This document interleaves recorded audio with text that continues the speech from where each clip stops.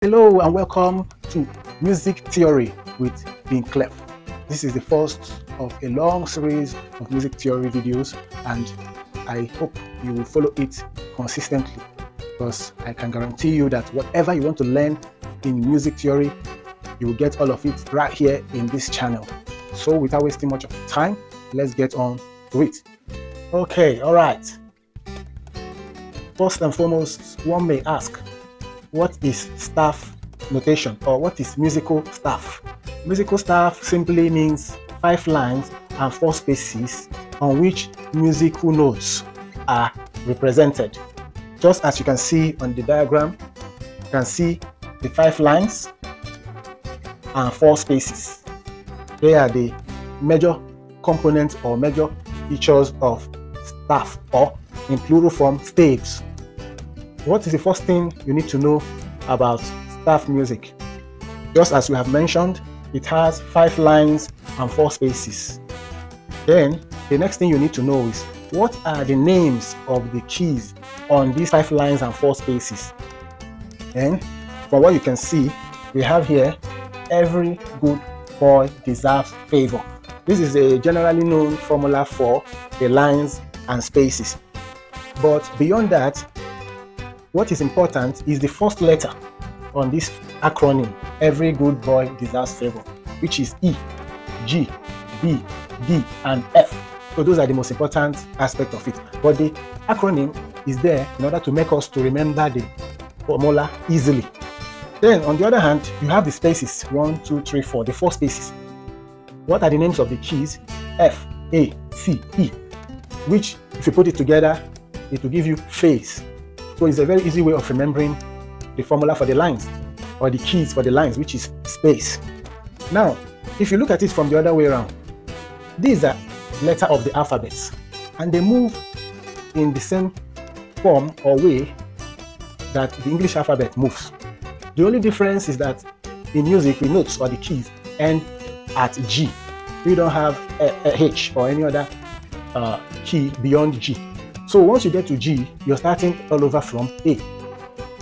For example, this is E, F, G, A, B, C, D, E, F. So for me, this is an easier way to get your notes, to get your 5 lines and 4 spaces, the keys on the 5 lines and 4 spaces. Meanwhile, in music, the letter A of music, like some will say, is key C.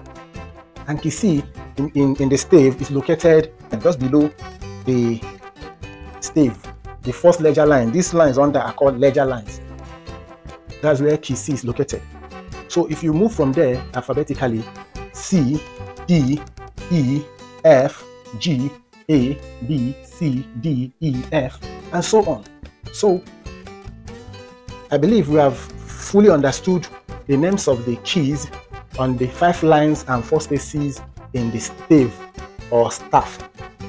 Now the next thing we are going to look at is the names of the musical notes on the stave. You know, some get confused when you start mentioning the names of keys, but you can also put in the names of musical notes as well. Just like we started on the middle C, and we counted C, D, E, F, G, A, B, C, D, E, F. We can also use notes to represent it. For example, you can use Do for C, which will give you Do, Re, Mi, Fa, Sol, La, Ti, Do. You see, we started on C and we landed on C. If you are doing the descending, Do, Ti, La, Sol, Fa, Mi, Re, Do. Then if you are to do it on a different key, let's say on key D, because alphabetically after the key of C, the next will be the key of D, which is here, this space, the ledger space under the first line. Then let's go. Do, Re, Mi, Fa, Sol, La, Ti, Do. That's the line. Descending. Do, Ti, La, Sol, Fa, Mi, Re, Do. So you see that's how it works. It doesn't really matter the key you are on. Once you start on the key, that's your Do, and you move line, space, line, space, line, space, line, space, and you're good to go. Then right here we have the treble clef, because this lesson is basically about the treble clef. We also have other clefs. majorly the bass clef that you always have in a music, especially choral music. We'll do that in another episode, but today we just focus on the treble clef, and this is the formula of the lines and spaces of the treble clef. And just like I said, we have the acronyms. Every good boy deserves favor for the lines, face for the space.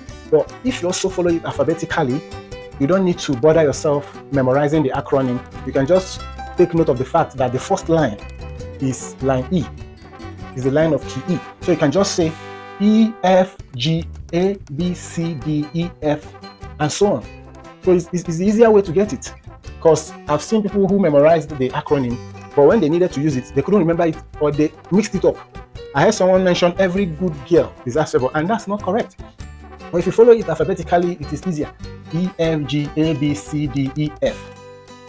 So at this point, I can say that you will be able to identify the names of the keys on the lines and spaces of the treble clef.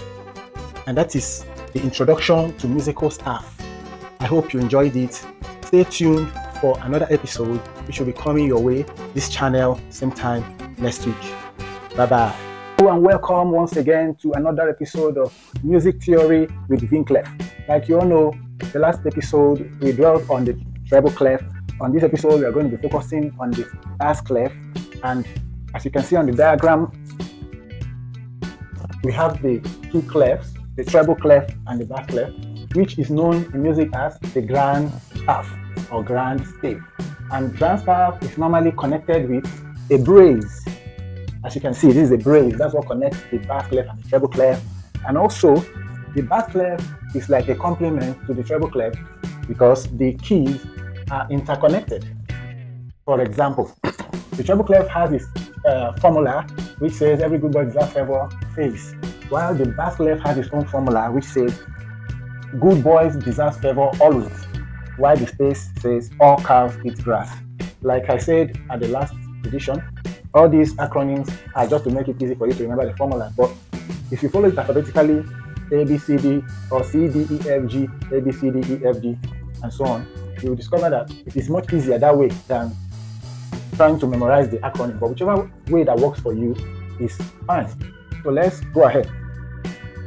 So now you have G, A, B, C, D, E, F, G, A, and you continue. You know, the A is on the line. Then after the line, the next space will now be B. Then after that next space, the next line will be the middle C, the ledger line C, middle C, which will now continue up to the treble clef. This is it: C, D, E, F, G, A, B, C, D, E, F, and so on and so forth. So now, just like we did at the last episode, we would like to include the tonic solfa or the musical notes to these notes or these keys to give you an idea how it can go when you're running your scale. So here is the line G, and we are going to use it as our Do. So let's go.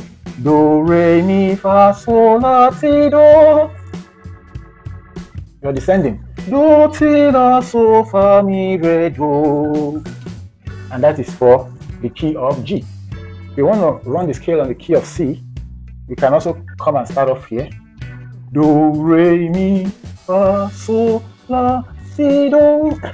That means you're meant to have a ledger line here, which is line C, and that will give you Do, just like you have here. Do, re, mi, fa, sol, la, the space, Si, the line Do. So we started on C and we landed on C, just like we started on G and we landed on G. So that's how it works. So now, I believe we've mastered our bass clef just like we did with the treble clef at the last episode. So musically, this is the grand staff, and these are the formula for the lines and spaces of the grand staff. I hope you enjoyed it. Also stay tuned for another episode which will be coming your way same time, same channel next week. By the way, for those who are just stumbling into this channel for the first time, I want to urge you to click on that like button, subscribe to the channel, and also comment. If you have any questions, you can put it out at the comment section and we'll be readily available to answer your questions. For those who are returning subscribers, Keep watching, share to your friends, share to your family members who like music, and you'll be glad you did. So until next time, bye bye. Another edition of our music theory with Winkleff. On this episode, we are going to be focusing on key signatures. Key signatures. Key signatures are accidentals that are placed at the beginning of a staff music. Key signatures actually determines the pitch or vocal range of a song, a voice, or a musical instrument. Key signatures are known as the tonal center of a song. And in order to delve deep into the topic of the day, or the essence of using this topic, let us understand the fact that in staff music, keys of songs are not indicated or written in alphabetical form.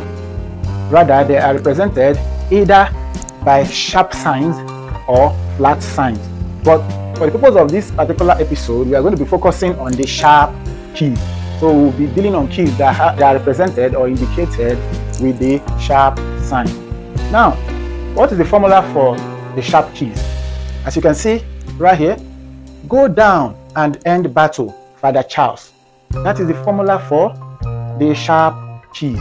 And like we did in the mastery of the staff notes, scale, and formulas for lines and spaces, the essence or the most significant aspect of the formula is just the first notes or the first letters.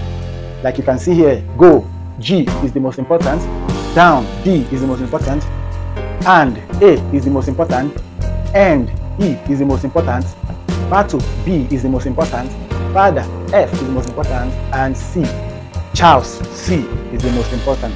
Like I always say, the essence of these acronyms is to help you remember the formula easily, while all you need is just the first alphabet of the acronym in order to get to where you're going. So now, what's the essence of this formula? The essence of this formula is to help us remember that whenever in a song, for example, you see this sharp sign, just one, what it means is that the key of the song is the key of G major. The key of G major. And that is one sharp sign, which is represented with the acronym GO. Then on the other hand, if you have two of these sharp signs indicated at the top left corner of the song, for example, it simply indicates that the key of the song is key D major. That's two sharp signs, which is represented by down. The first one is go, the second one is down, go down. Then if you happen to see three of the sharp signs at the beginning of the song, it simply means that the key of the song is the key of A major, three sharp signs, which is represented by and, go down, and. Then if you happen to see four sharp signs at the beginning of the song, it means that the key of the song is the key of E major. The key of E major, which is four sharp signs, which is represented by end, go down, and end. Then if you happen to see five sharp signs of or at the top of the song, it simply means that the key of the song is the key of B major, five sharps, which is represented by battle, go down, and end battle. Then if you happen to see six sharp signs in a song, it simply means that the key of the song is key F sharp major, key F sharp major, and that is six sharps, which is represented by father, go down, and end battle, father. Then if you happen to see seven sharps in a song, it simply means that the key of the song is the key of C sharp major, C sharp major, which is seven sharps, represented by Charles, which gives us the formula go down and end battle, father Charles. For example, in most choral groups, sometimes when you bring a music sheet that is written in staff and you give to an organist or a chorister, and the next thing you will hear is, what's the key of the song? The key is not here. And I'll be like, it's there, check, it's there. And the key is not there. Well, it's not the person's fault, because the person has not been taught how to identify keys on a staff sheet music. And that is the essence of this class for today, for us to know the signs, the indicators of the different keys on a staff music. Though we are focusing on the sharp keys for this episode, in the next episode we'll be delving into the flat keys. So that is the importance of this class, for you to know the number of sharps and what they imply or indicate. Then another important fact we have to note is that this number of sharps that you have at the various keys are exactly the number of black keys you have when you're running the scale on a keyboard or a piano on the different keys. For example, if you're running the scale on the key of G, you will only encounter one sharp key or one black key, which will be a sharp or a flat, on the key of G, and that key is the F sharp or G flat. When you're running the scale, it will be your T. That is the only black key you'll encounter. Then when you're running the scale on the key of D major, you will only encounter two sharp keys or two black keys, which could be sharp and flat, and that is the F sharp and C sharp keys. Likewise, when you're running the scale on the key of A major, you will encounter three sharps. Like you can see on the diagram, you will encounter three sharps when you're running your scale on the key of A major. Then also, when you're running the scale on the key of E major, you will encounter four sharps. Four sharps. Likewise, when you're running the scale on the key of B major, you will encounter five sharps. But after this stage, that is where you have an exception, because on a keyboard, for example, you don't have more than 5 black keys. So even as you are going further to the key of F sharp major and C sharp major, you will equally have 5 black keys on the piano, because you cannot have more than 5 black keys on an octave. An octave simply means a group of 8. When you run your scale from Do to the next Do, the next higher octave Do, you've covered 7 keys. Do, Re, Mi, Fa, Sol, La, Si, Do. That's 8 notes have been covered. And inside that 8, 5 are black keys, while the other 3 are white keys. So for that reason, you can't have more than 5 black keys on an octave. But in terms of identification of key signs on music sheets, this still stands. The number of sharps you have here determines the key of the song. If you have 1 sharp, it is the key of G. If you have 2 sharp, it is the key of D. If you have 3 sharp, it is the key of A major. If you have 4 sharp, it is the key of E. If you have 5 sharp, it is the key of B. If you have 6 sharp, it is the key of F sharp. If you have 7 sharp, it is the key of C sharp major. I hope we've been able to learn a few things from this particular episode, and we believe that you're going to stay tuned for another episode coming your way, same time, same channel, next week. And before I leave, I want to urge our new viewers, those who are actually watching this channel for the first time, to do well to like this video, share to your friends, and most importantly, subscribe to the channel so that you always get notified whenever we upload a new video. And also, for those who have not been watching this series from the beginning, you can check above your screen. You'll see a link to the previous episodes of this series so that you can tag along and catch up with what we've been doing all this while. And on that note, I'm going to be signing out. Still your man, Vinclef. We're going to be back same time, same channel next week. Goodbye. Hello and welcome to another exciting edition of our Music Theory with Vinclef. Like you all know, at the last episode we treated key signature part 1.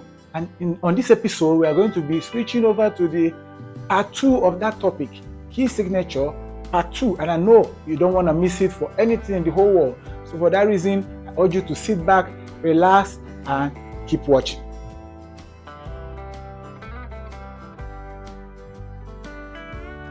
Now, as you can see on the diagram, you have key signatures 2.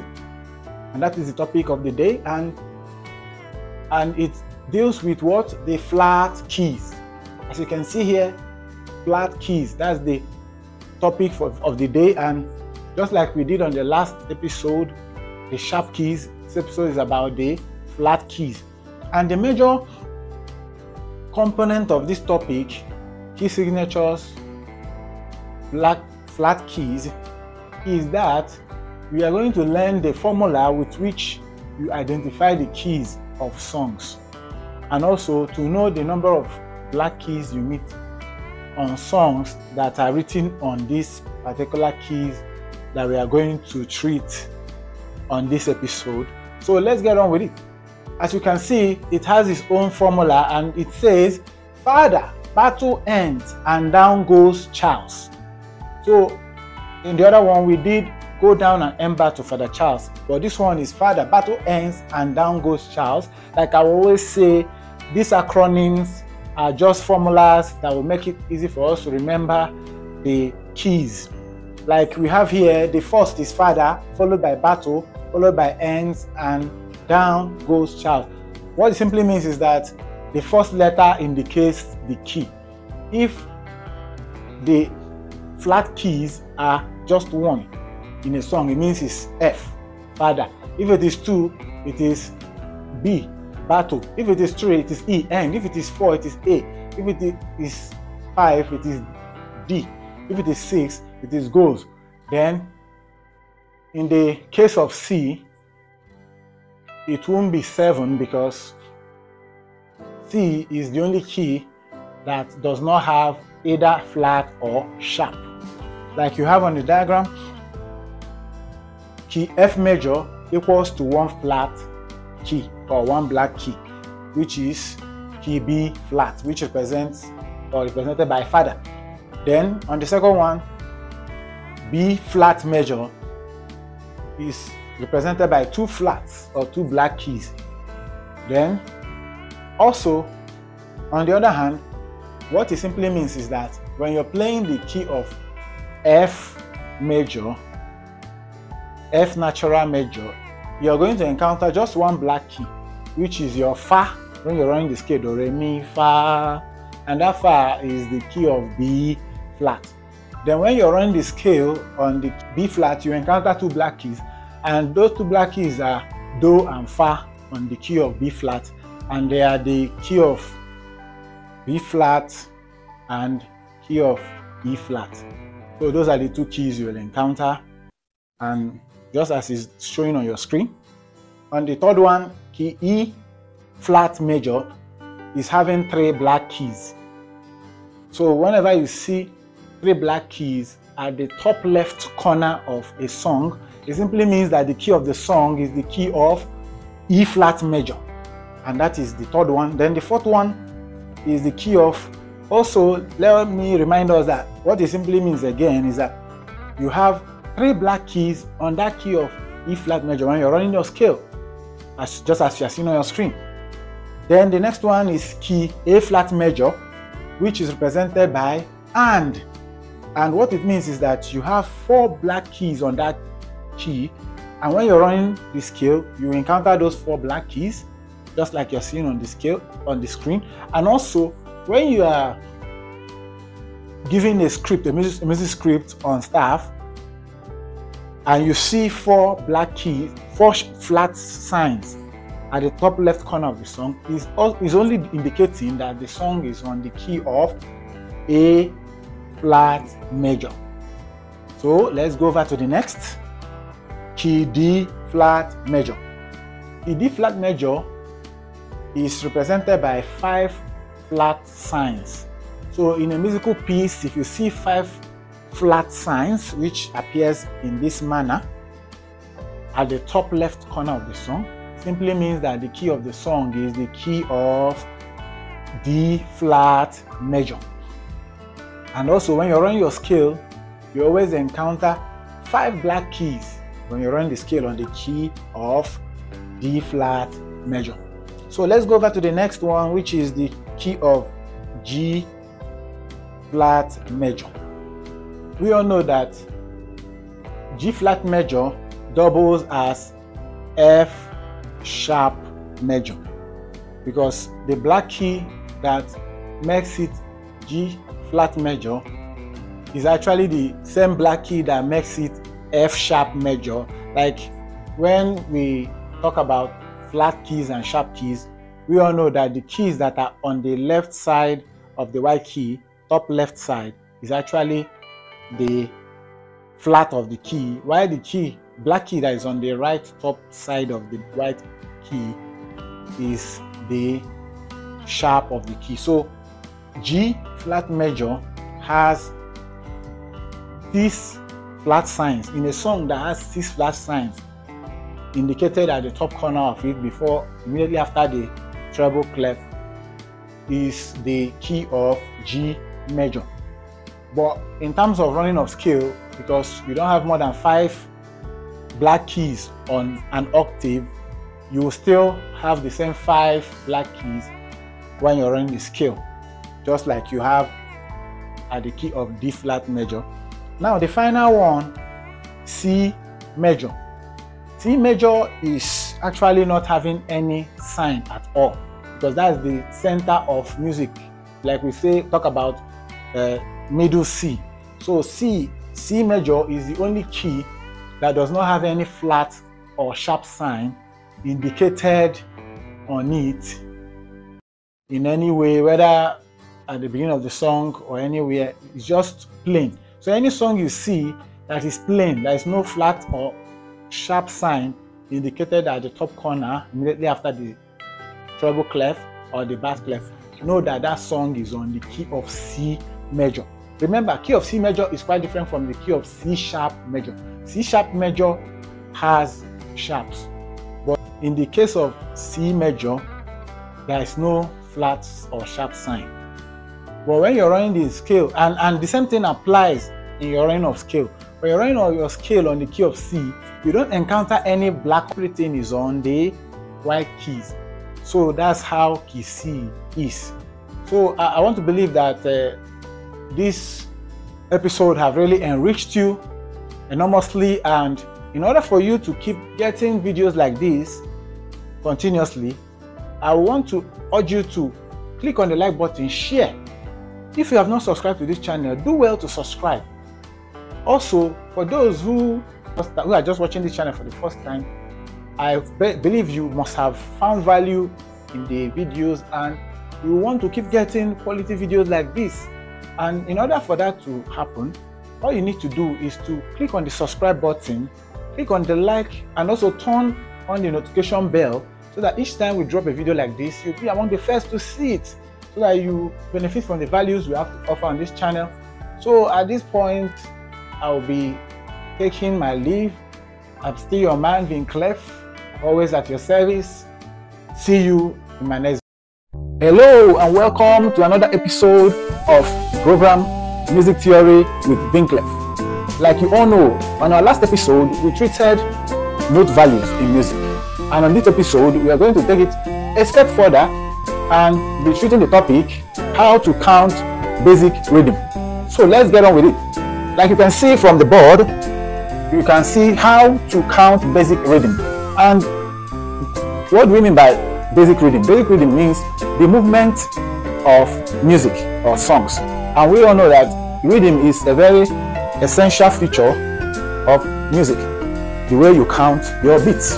And from what we can see here, we have measure, which represents the house in which the music exists, while we have what we call bars, and this is a bar line differentiating one bar from the other. From this point to this point is a bar, from this point to this point is another bar. Now let's look at the musical notes with which we are going to use to explain how to count this basic rhythm.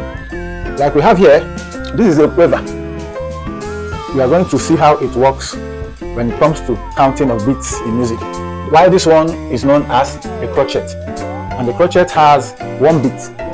This one is known as half note. The crotchet is equally known as a quarter note, while this one is known as a half note, which has 2 beats. This one is known as the whole note, which has 4 beats. So in order not to waste so much time, let's get into action. Here we have a measure with time signature of 4/4, and what it simply means is that we have 4 beats in each bar, which is signified by the first number, the number at the top, which you can call the numerator, while the denominator tells you about the type of note the one on top tells you the number of beats, which is 4. The one under tells you the type of note. And what it simply means is 4 quarter notes in a bar. And you know, quarter note is crochet, which represents 1 beat. And as you can see here, we have 4 of it. And in a music of 4/4 time signature, the movement goes like this: 1 2 3 4, 1 2 3 4, 1 2 3 4, 1 2 3 4. So if you are to count it, that is all you are going to do. Let's try to attach a note to these crochet beats. Okay, let's say this is on the key of C. That means the notes are falling on the key of C, on the Do of the key of C. So let's use Do to represent these crochet notes. Now we have 1 2 3 4, 1 2 3 4. So if you are to attach notes to them, it will go like this: Do do do do do do do do. That's just it. If you move to the same bar, the same pattern, but because the notes we have there are not exactly the same, we have a crochet beat followed by a half note. That's a crochet beat, which is quarter note, followed by a half note, and then another crochet note, which is quarter note. And like we said, a crochet or quarter note has 1 beat, while a half note has 2 beats. So when you add this 1 beat to this 2, that's 3, because it's making it 4. So it's still giving you 4 beats in a bar, but the pattern of pronunciation is not going to be exactly the same because we have a half note here. So let's count and show you how it's going to be counted in musical form. We have 1 2 3 4, 1 2 3 4. Remember, half note has 2 beats, the value of 2 beats, so it's not going to be counted as 1 like in the case of the crochet. So you count 1 2 3 4, 1 2 3 4, 1 2 3 4. Now let's try to attach notes to them. Like I said earlier, the notes are Do, so let's use them to count it: Do do do do do do do do do do do do.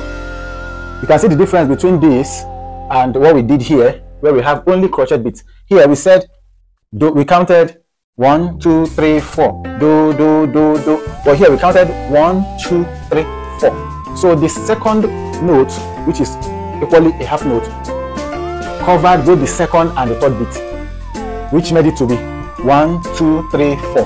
Adding the notes Do do do do. Hope you understand what I just did. So that is how it works. So if you are interpreting a song and you see something like this, it simply means that this half note here is going to take 2 beats, which is the second and the third beat, while the crochet will end the beats as 4 beats in a bar. So let us move forward. Right here you can see another bar where you have 2 quiver notes, 1 crochet and 1 half note.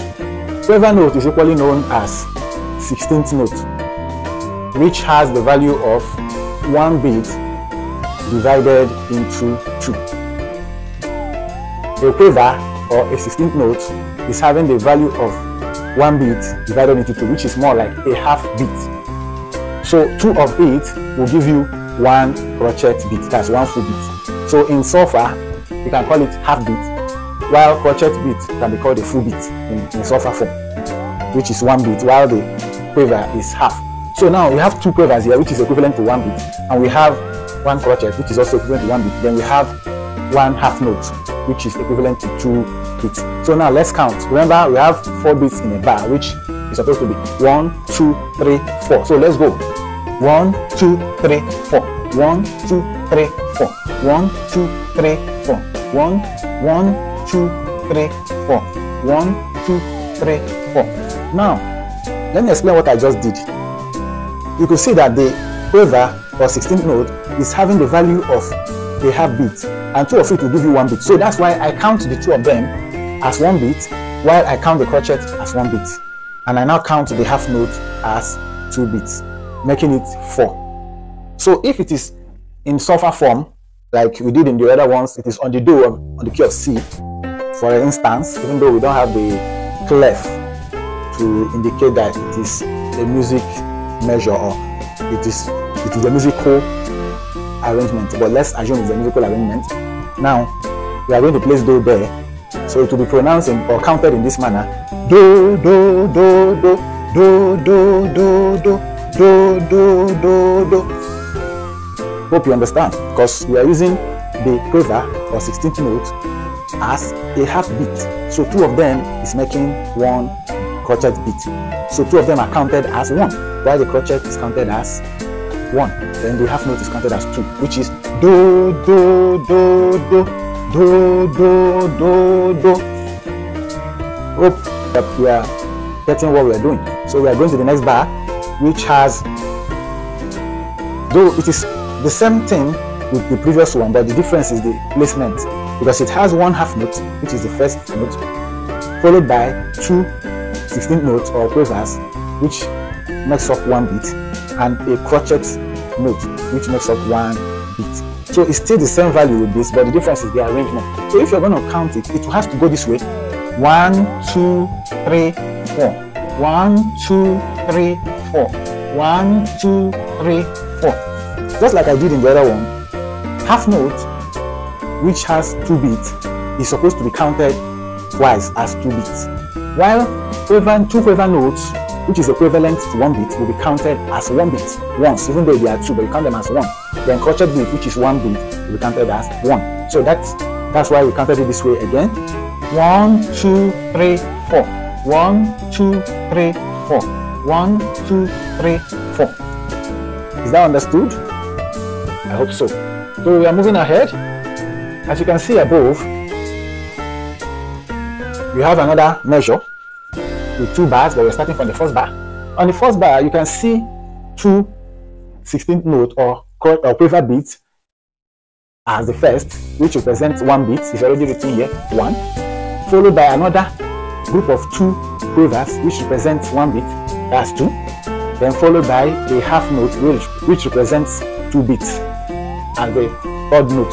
Now if you want to count it, you're going to count it this way: 1, 2, 3, 4. 1, 2, 1, 2, 3, 4. 1, 2, 3, 4. And the reason is simple: 2 quavers is equivalent to 1 beat, and we have them two of them in the bar. So these 2 are going to give you 1 beat, while this half note is going to give you 2 beats. So all will equal to 4 beats, because it's a song of, or it's a measure of 4/4 time signature. So that's why we counted it this way: 1, 2, 3, 4. 1, 2, 3, 4. Now let's try to add notes to it. Musically, if it was to be on the key of C, that means it should be on the note of Mi. So let's use the note of Mi to count it like we are trying to interpret the music. Mi, mi, mi, mi, mi. Mi, mi, mi, mi, mi. Mi, mi, mi, mi, mi. Remember, these quavers are just 1 beat, but the fact that they are 2 means they will be represented by 2 notes, 2 sulfur notes. But the value or the time of which you will use to pronounce them will still be that of 1 note, the value of 1 note, which is mi, mi, mi, mi, mi. Mi, mi, mi, mi, mi. Mi, mi, mi, mi, mi. 1, 2, 3, 4. Mi, mi, mi, mi, mi. Mi, mi, mi, mi, mi. So it's still giving you the same 4 beats, irrespective of the fact that the notes are different from the previous ones we've treated. So let's go ahead to the next bar. As you can see, the first note is a crochet note, which is just 1 beat, crochet or 8th note, 1 beat, followed by a 2 quavers, which is 1 beat as well, making it 2, followed by another quiver, another crochet, which is 1 beat, and another crochet, which is another 1 beat, making it a total of 4 beats. So now if you want to count the beats based on what we can see, it will be 1, 2, 3, 4. 1, 2, 3, 4. 1, 2, 3, 4, which means the first note, which is a crochet or an 8th note, is having the value of 1 beat. Then the second notes, which are 2 quavers or 2 16th notes, are having the value of 1 beat as well. That means they'll be pronounced as 1. Then followed by another crochet, which is 1 beat, crochet or eighth note, which is 1 beat, and another crochet or eighth note, which is another 1 beat. So everything altogether is 4 beats. So let me count it again. 1, 2, 3, 4. 1, 2, 3, 4. So let us try and add notes to them. Me, me, me, me, me, me, me, me, me, me, me, me, me, me. That is 4 beats. Me, me, me, me, me, me, me, me, me. So when you have the 2 quavers, you pronounce the 2 me as 1. Me, me, me, me. While when you have crochets, they will be on their own. Me, me, me, me, me. They're giving you 4 beats on the whole. Okay, let's proceed to another example. So the first note we have here is a crochet or 8th note, which is 1 beat, followed by another crochet, which is 1 beat, and a half note, which is 2 beats. So counting, let's go. 1, 2, 3, 4. 1, 2, 3, 4. 1, 2, 3, 4. Which simply means that while the 2 crochet notes are having a value of 1 beat each, the half note is having a value of 2 beats, making it a total of 4 beats. So let's take it again. 1, 2, 3, 4. 1, 2, 3, 4. So now let's try to add notes to them. So we are going to use the note of do this time around because they fall on the key of C, which is the note of do. Do, do, do, do, do, do, do, do, do, do, do, do, do. You understand that?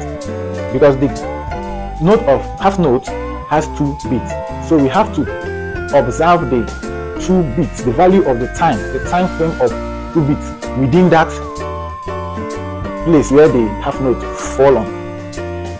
Whereas in the crochet notes we observed just 1 beat, but in the half note we observed 2 beats, which gives us 1, 2, 3, 4. 1, 2, 3, 4. Then using the notes do, do, do, do, do, do. You know, you're not meant to sing the do twice on the half beat because it is just 1 beat, 1 note. So one note goes with 1 sulfur or 1 letter, not 2. But the time frame with which you use to exhaust the pronunciation of the note is what matters. So that should take at least 2 beats while you're just singing 1 note. So that is do, do, do, do, do, do. 1, 2, 3, 4. 1, 2, 3, 4. Now the next bar we have a whole note, and like we said earlier, a whole note has the value of 4 beats. It is a single note, but it has a value of 4 beats, which simply means that you are meant to sing that 1 note once, but it's meant to take the value of 4 notes. For example, let's try it out. Do, do, do. That's how it goes. Do. It doesn't really matter the position of the bar it appears. What matters is that it has the value of a whole note, and when a note is a whole note, it means it's having the value of 4 beats. So you will exhaust the value of 4 beats in the process of pronouncing it. So you should take the full value of 4 beats. Do, do, 1, 2, 3, 4. Do, 1, 2, 3, 4. 1, 2, 3, 4. Do. That is how whole note works. So in case you see it in a music piece in this format, that's how it is. If it falls on do, that's if it falls on me, do. That's how it works. So let's go ahead. Let's forge ahead. Here we have in this bar, the first note is a half note, which has a value of 2 beats, followed by a crochet which has a value of 1 beat, and another crochet that has a value of 1 beat. So now, if you want to count them, 1, 2, 3, 4. 1, 2, 3, 4. 1, 2, 3, 4. As you could see, I was counting twice on the half note. That's all meaning, because it has 2 beats. But I was counting once with the crochets or 8th note because they have 1 beat each. So that is how it works. 1, 2, 3, 4. 1, 2, 3, 4. 1, 2, 3, 4. Now let's attach notes to them. Do, do, do, do, do, do, do, do, do, do, do, do, do, do, do, do, do, do, do. So we are using one do for the half note, but we are extending the time frame to cover the 2 beats which it represents. So that's why you notice that I delayed while I was pronouncing the do for the half note, while I took the normal 1 count time frame for the other crochet beats. Just like we know that the meaning or the half note is having a value of 2 bits, so we'll count the value of 2 bits while we are there before proceeding. But at the end of it, everything will still give us 4 bits, which is 1, 2, 3, 4. Do, 1, 2, 3, 4. 1, 2, 3, 4. That's how it works. So forging ahead to the next bar, the next one, we can see the first note, which is a half note, followed by another note, which is a half note as well. And like we said earlier, the value of a meaning or a half note is 2 bits. 2 bits. So now, if we want to count this, we are going to count it in such a way that, irrespective of the fact that they are just 2 notes, 2 meaning or half notes, you are still going to make sure you use the time frame of 4 bits, because those 2 notes are still giving us a total of 4 bits. So we are going to count in such a way that we will exhaust or cover the 4 bits which exist inside that bar. So let's go. 1, 2, 3, 4. 1, 2, 3, 4. 1, 2, 3, 4. 1, 2, 3, 4. That is just it. Now, if you want to attach sulfur notes to them, which will be, we're going to use the note of do. It will go like this: do, do, do, do, do, do, do, or do, do, do, do, do, do, do. It's giving you 4, because each of the notes is having 2 bits. So each of the do would carry the value of 2 bits, which made me to drag it in that way. Do, do, do, do, do, do. 1, 2, 3, 4. Do, do. So I want to believe that you understood perfectly everything we have taught in this episode. We are going to come back with the part 2 of this particular episode, which is how to count basic rhythm 2.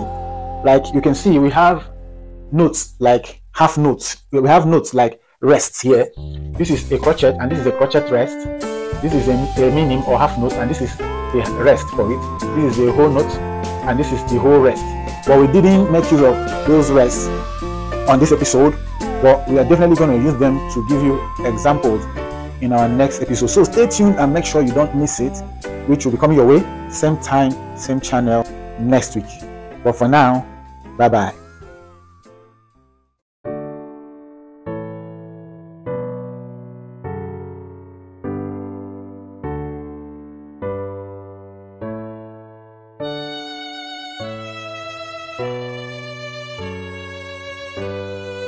Hello and welcome to another episode of your program Music Theory with Winklev.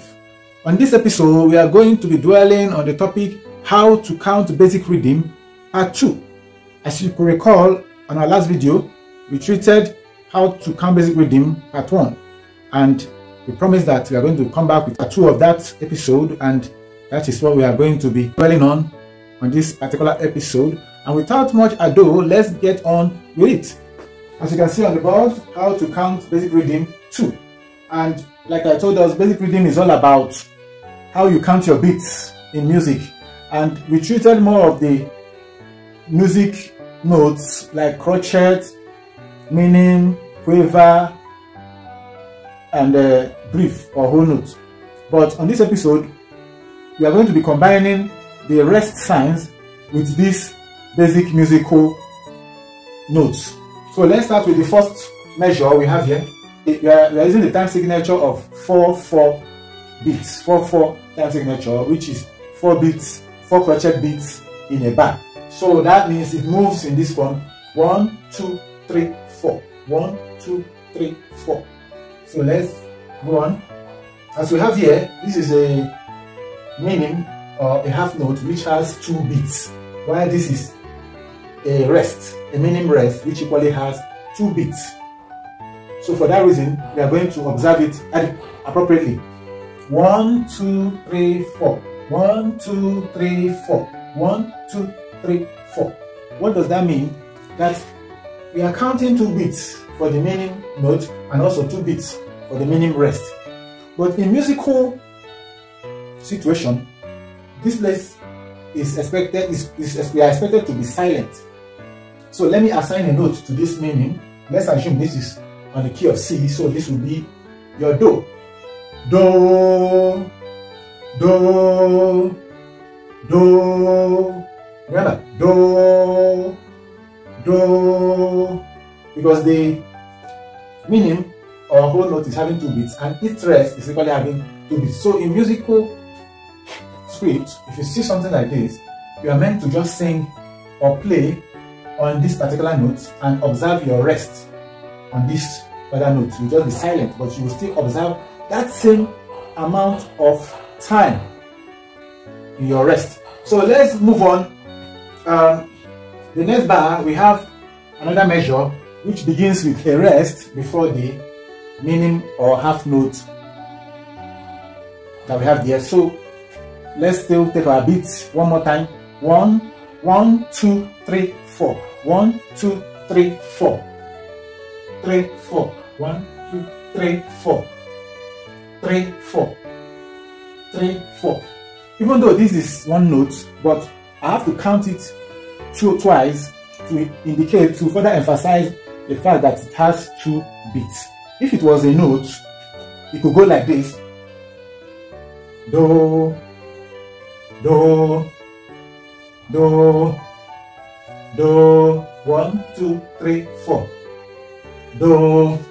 So that's just it. Or you can also say 3. 1, 2, 3. 1, 2, 3. 1, 3. 3. Do. I hope you're following, because the simple secret about this is that you're going to be using the value of the note. Like when we did note value, for those who did not watch, at the end of this video, I'm going to put a link to that video where we did note names and their values, so that you go and master the names of these notes and their values, how many bits each of them have. The same value a note has is the same value its rest has. The same value its rest has is the same value the note itself has. So if you see the rest, it's just telling you that if that note is having the value of 1 bit, you're going to observe a rest of 1 bit. If the note is having value of 2 bits, you're going to observe the rest of 2 bits.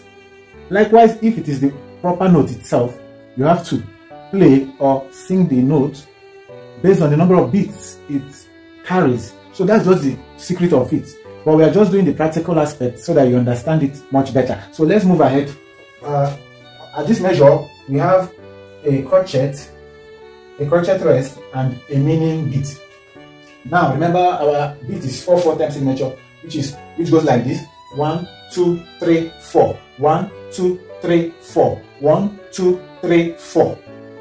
So now we are going to count it. We are going to try to interpret it. 1, 3, 4. 1, 3, 4. 1, 2, 3, 4. 1, 2, 3, 4. You may ask, why did I count it the way I did? It's simply because this note is a crochet, it has 1 beat, and this is a crochet rest. So 2 of them are having 1 beat each. So that is 1, 2. Then this is a meaning or a half note, and because it has 2 beats, it has to take the value of 2 beats in the measure. So that's why we have 1.